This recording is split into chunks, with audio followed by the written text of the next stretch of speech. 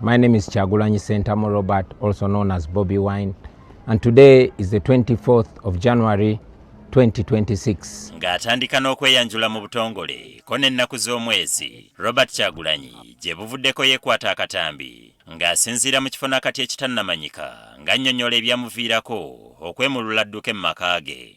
We had gotten earlier intelligence from our friends within the army that he had issued orders to his men to come and harm me.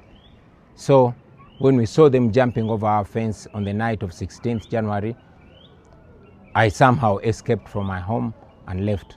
Mu katambi akalala ke yafulumizza ng'ennaku z'omwezi 25 omwezi guno, kalaga Kyagulanyi ng'ali mu kyalo ewaabwe ku bijja Gomba n'atubuulira nga bwe yatambulidde mu kwekweka, so nga waliwo n'abasirikale ab'ekisa abaamulabye ne bamuwa ekyanya. Nasuze waffe wano Gomba era njagala okutumirako abo be twasanze wabadde Maya wabadde wayirirwa aba military bangi ku road block naye era ne mbayitako mu Robert style ne be twasanze Sikatende Ensangi road block ne bazamwe n'abasirikale abatulaba naye nga mumanyi tetuli bakozi bafujjo tetulwagala kwonoona ggwanga twagala ditereza namwe ne mutusaasira ne mutweka ne tuyitawo. Okumanya abadde ayogeza buvumu yakakasizza nga bw'ali mu kiwenda ekyokusinkana abakulembeze ab'enjawulo okubaako bye bakkaanyaako. Nze ntuuse ku bakulembeze ab'enjawulo namwe betusina bakutuukako ngenda batuukako mwenna mbabulire ekyokukola namala ennaku 10 mu 12 nga mbabulire ekyokukola naye era mbatuukako kati olunaku lwa leero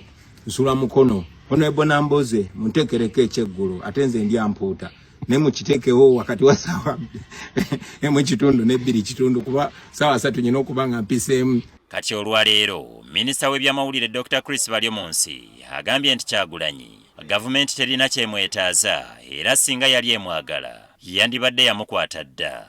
Omukulu Kyagulanyi ye yasaze mu kwekweka naye tewala mwagala dembe lye oba ayagala kubeera mu lusuju oba mu nsiko oba wa naye gavumenti temulinako musango. Mu busambattuko obwagoberera okulonda Baryomunsi anakuwalidde nnyo bannakibiina ki NUP bagamba nti bakola kinene okukunga abantu okwekumamu ogutaaka ekyaviirako abamu okulumizibwa abalala ne balugulamu obulamu. Okusingira ddala ab'ekibiina ekya NUP National Unity Platform kyatandika okukunga abantu ne bakibateekamu omuliro ate nekitandika n'okumenya amateeka.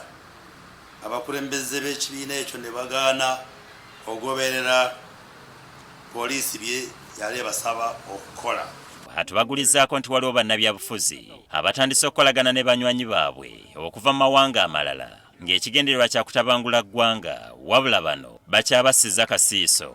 Abamu abakulembeze baffe balowooza nti bagenda kukolagana n'abantu abamu abataagala ensi yaffe ab'ewabweru okuleeta obutabanguko naye ekyo tetugenda kukikiriza kubanga bannayuganda tulina constitution tulina amateeka.